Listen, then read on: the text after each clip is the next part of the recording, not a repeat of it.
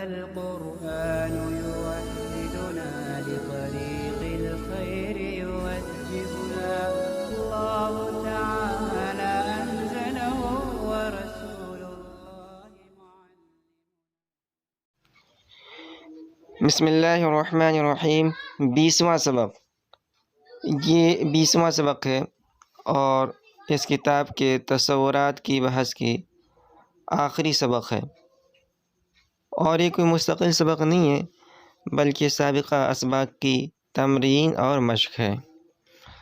تو اگر آپ نے تصورات کی بحث کو جو پچھلے 19 سبق کے اندر انہوں نے بیان کیے ہیں ازبر کر لیا ہو، یاد کر لیا ہو، تو ان سوالات کے جوابات آپ فوری طور پر دینے پر قادر ہو جائیں گے، اور اس طرح آپ علم منطق کے اندر آپ کو ایک قسم کی مضبوطی حاصل ہو جائے گی جو اگلی کتابوں کے پڑھنے میں اور سمجھنے میں معاون ثابت ہوگی۔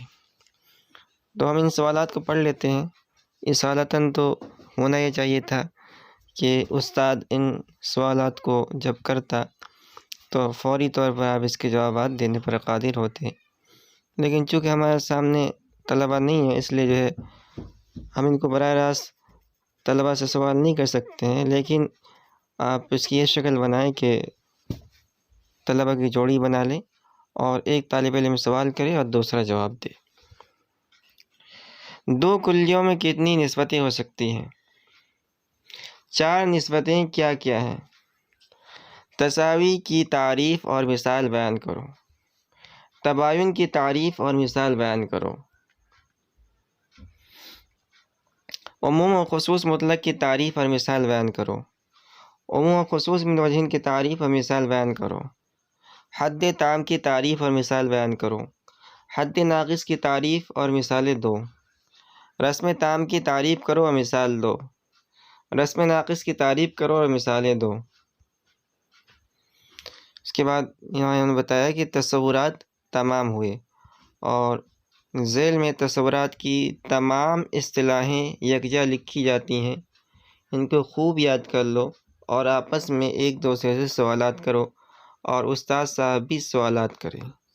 تو یہ جو تصورات کی بحث کے اندر علم منطق کے اصطلاحی الفاظ آئے ہیں ان کی یہ فہرست ہے، اور یہ سارے اصطلاحی الفاظ ان کے تعریفات آپ نے پچھلے 19 سبق کے اندر پڑھ لیا ہوگا اور یاد بھی کر لیا ہوگا۔